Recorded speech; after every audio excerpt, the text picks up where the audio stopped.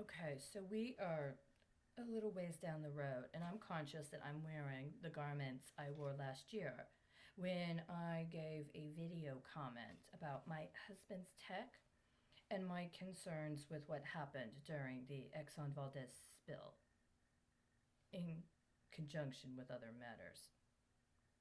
But now my husband is an older man that's concerned about contracts that were hooked up in Chicago more than 10 years ago for profiles connected to political issues.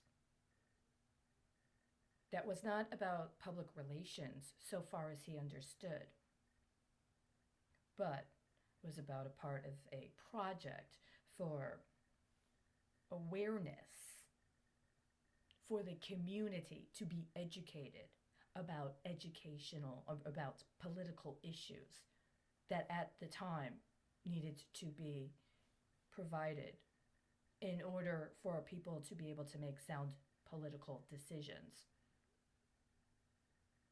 And I am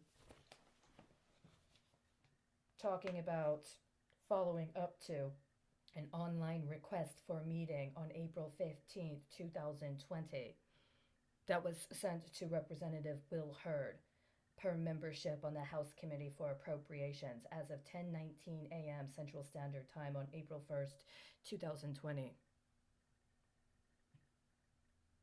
It's been 14 days, over a year, since I made that request per the process that was outlined here, that I understood would have been what would have been a part of my original commitments that were not disclosed to me. I did what would have been the appropriate process at the time, and that had still been accounted for, at least up until a certain point. But at some point, I got swapped out with some other profile that was not well suited, and I never heard back from Representative Hurd. And unfortunately, that deadline passed.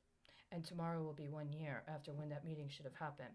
Because after this 15-day period, there's another time period that needed to occur in order for the rest of what was discussed or that needed to be discussed regarding a praxis that was already appropriated and that actually was already addressed in the budget priorities of the then president that had been interfered with via congressional legislative processes that recharacterized the primacy of the presidential budget priorities at the end of 2019, so that by the time this time frame came around, there was a different trajectory.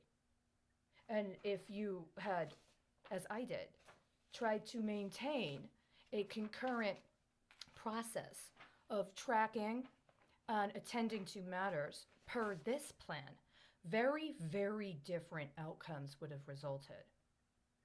We'd be in a very different situation right now. Now, would there have been a problem with me comported as I am now? I would appreciate it if you will return that 25-year bond that matured on my birthday last year to me. Actually, it was 30 years. A 30-year bond matured on my birthday last year. I understand that you credited that to somebody else, and it wasn't supposed to go to her. You understand? One way or another, it was not appropriate.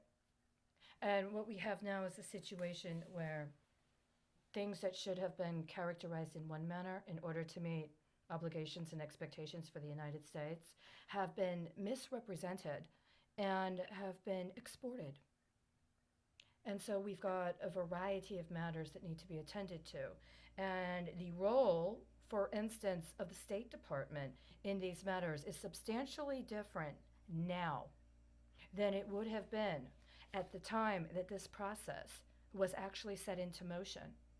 And then my relationship with and through the State Department would also have been different. See, it's absolutely appropriate when it comes to securing gas and oil facilities in the event of some sort of environmental or natural disaster event, including facilities that might involve international partners, to use and to address matters in conjunction with official channels associated with the Department of State. But these other matters that have been attempted for diversion were under DoD appropriations. That's very different.